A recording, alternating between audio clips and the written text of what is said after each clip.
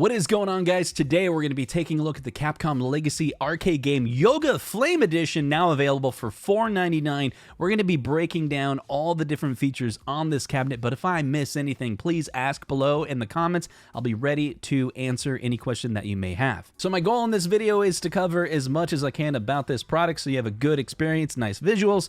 So please comment down below if I missed anything. So the very first thing I want to talk about is the light up marquee. Now this is an improvement from the previous Arcade1up cabinets that we've seen in the past. It seems as though Arcade1up has just given up and has just gone with the design they should have done in the beginning, is just make your light up marquees exactly like a real arcade. How a real arcade works is there's a light that illuminates behind it, and then the marquee is just a piece of glass. Now this is not glass, but it works. And the reason why it works is because of the LEDs that are behind this piece of plastic that then distributes the light more evenly. But equally as important to that is how good the actual print is. If the light is illuminating well, but the print is not good, you're not going to have a good experience. But on this one, the marquee print is actually really good. So the combination of those two things and that third thing of that space in between causes the marquee to look just beautiful on this cabinet. So rest assured that if you ended up buying this cabinet, you're going to have a good experience with the marquee.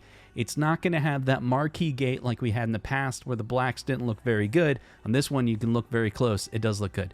The next thing I want to talk about is the coin door. Now, the coin door is something we've seen also improved on these Arcade1up cabinets in recent years, but there's an improvement that I'm recommending that Arcade1up does. It's something that's lacking on this cabinet, and that is backlighting the coin buttons on there. That would be really cool. Now, something that they've said that they've reserved for the Pro Editions is also the ability to press those buttons to add a coin. Now, that is something that I think should be standard across all Arcade1up cabinets. It would be so cool if you're going to wire something from this to light it up and connect it to the game PCB. It'd be really cool if these buttons actually worked, because then you could have that more authentic experience. I mean, look, it says push for credit on it. Actually make it do what it says. That would be really cool. Come on, guys.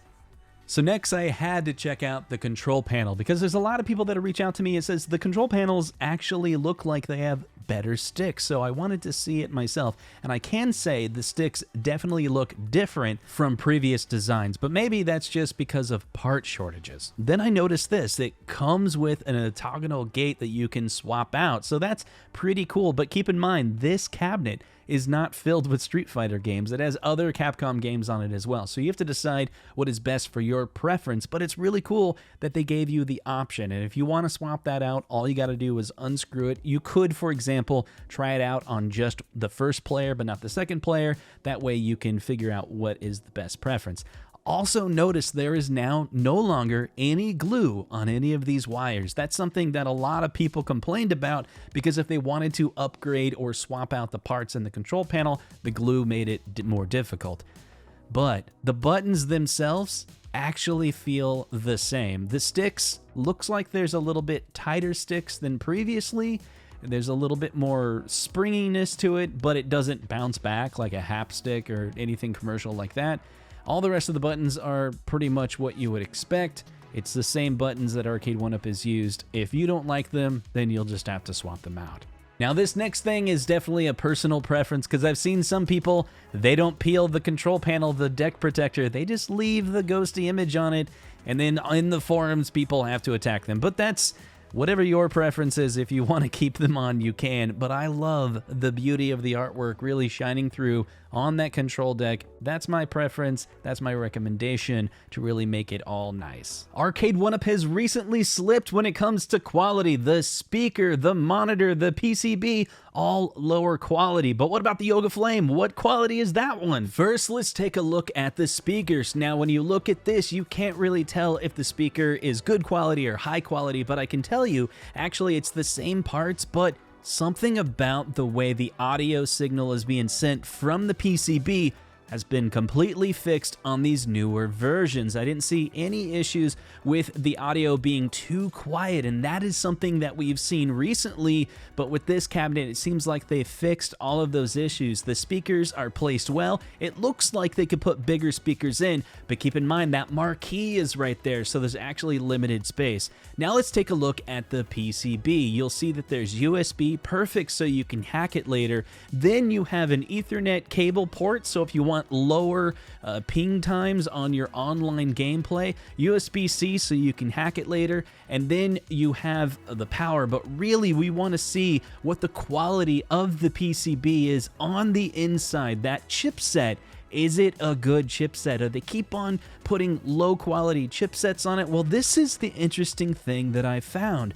This latest version of the Yoga Flame has actually got a 2 gigahertz quad-core processor and 8 gigabytes of RAM. This is actually pretty good for home arcade, especially pretty good for the type of games that are on this unit. And that is why the UI on this screen is actually pretty snappy. When you go through the UI and you want to switch those games, I don't really see much of an issue. Now we gotta talk about the monitor that they put in this Yoga Flame. It is not a TN monitor, it's IPS. This is the BOE monitor, best on earth monitor. It is the best 17-inch monitor in the home arcade space right now because it outputs 960p. It's a true 4:3 screen, which is the best resolution for these arcade games back in the day because they were used on a CRT that was also 4:3. So you got no compromise when it comes to the video signal. And the black looks black, and even on the right-hand side of the screen, you look closely,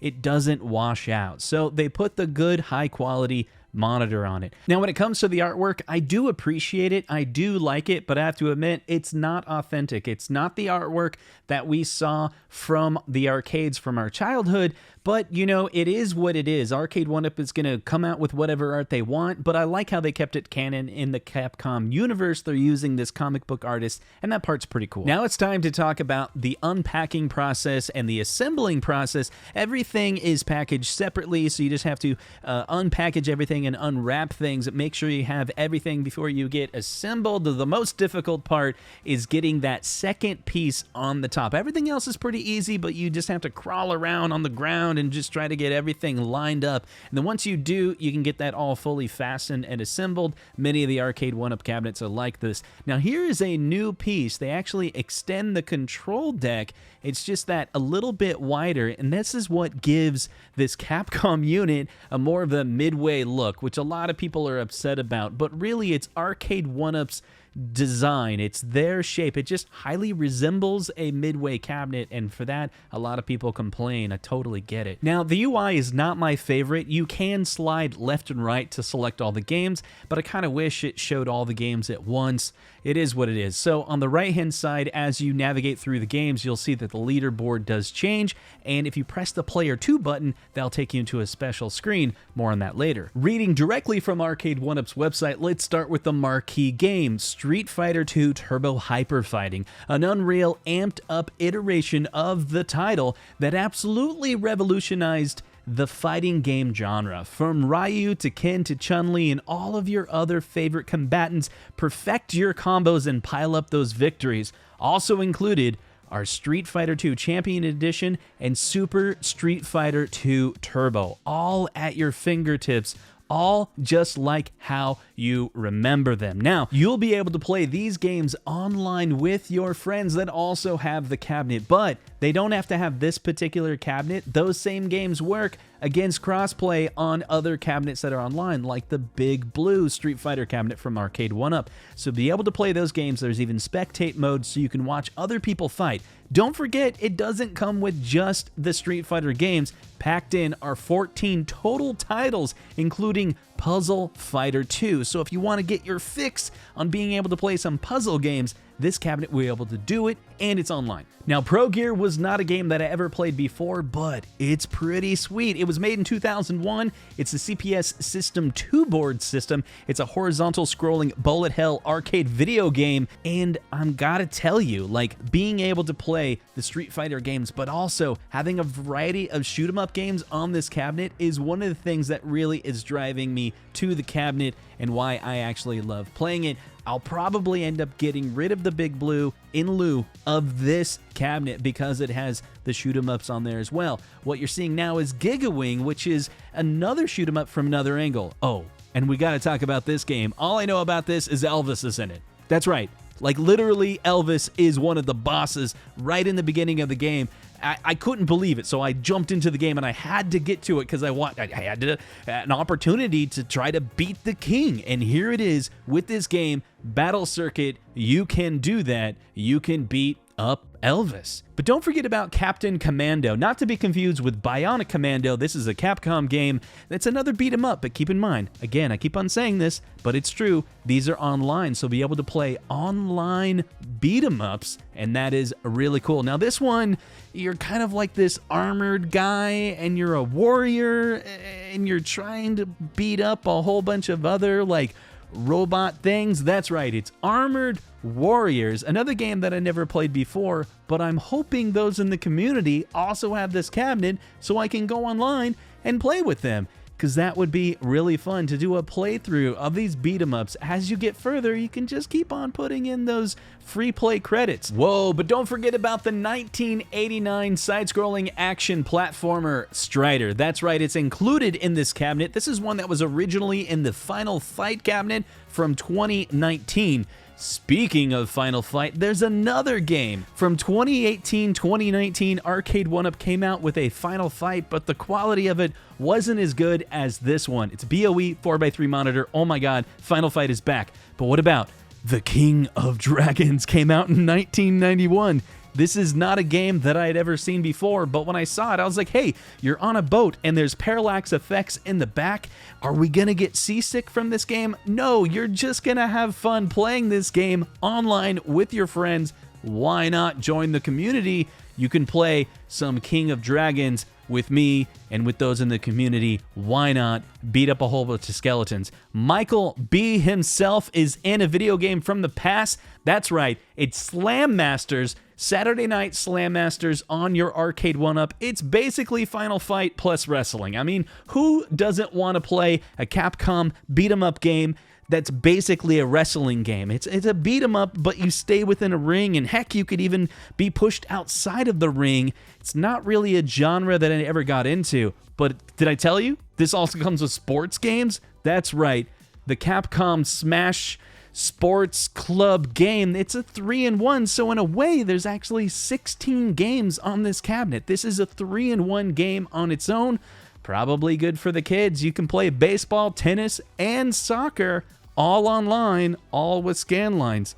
Just press that 2-player button while selecting a game. That activates a special menu, and it's per game. Every single game has its own set of dip switch settings that you can save and also reset back to defaults or even reset your high scores. Most of these have the ability to adjust scan lines, change the demo sound, the difficulty, and every particular game, some of them have a little bit of options where you can basically adjust the game to have more stock of weapons and whatnot. Or this is really cool because you can go in and as you play the games, maybe you just can't get past a certain part, so you can adjust the difficulty level to see if you can get past it. And then as you work up and learn the game better, you can go and increase the difficulties. Or maybe you want to have more firepower because you just want to go in and beat the game in only like 20 minutes. Those are the different options that you can find on this cabinet. Let's take a look at the scanline features. Now, the scanline features don't blow me away. They're not amazing, but they also don't disturb me. They're not frustrating in any way. They're very subtle, and so for that, I think it's really good. Like, what would be worse is if the scanline features were just horrible to look at. That would really annoy me.